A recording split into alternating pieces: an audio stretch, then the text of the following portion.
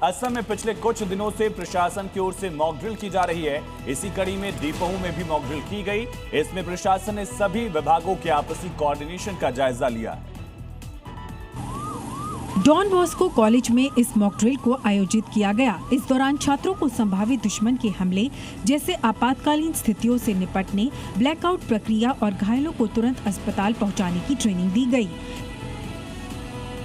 इस सफल mock drill में कॉलेज के स्टाफ और सैकड़ों छात्रों ने हिस्सा लिया, जिससे संकट के समय सुरक्षा और तालमेल को और मजबूती मिलेगी।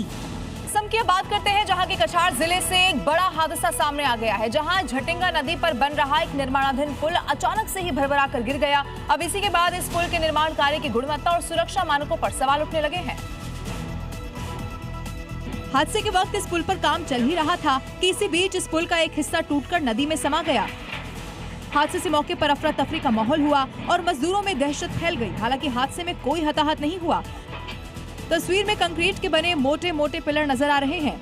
लोहे का भारी भरकम स्ट्रक्चर भी नजर आ रहा है। ऊपरी तौर पर ये किसी भी तरह से कमजोर नहीं लग रहा, लेकिन महज 5 सेकंड के भीतर ये ताश के पत्तों की तरह नदी में समा जाता है।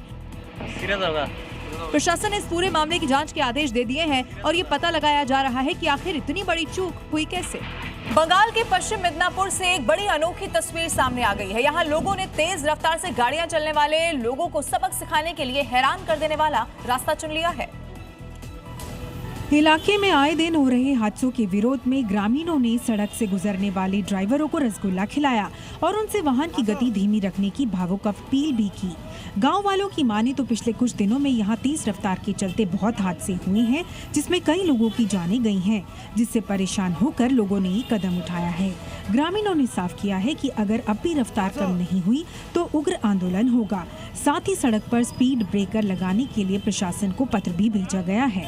उत्तर पश्चिम बंगाल की कृष्णानगर सीट से जीत के बाद बीजेपी विधायक तारक चटर्जी ने कार्यकर्ताओं और समर्थकों के साथ भव्य विजय जुलूस निकाला।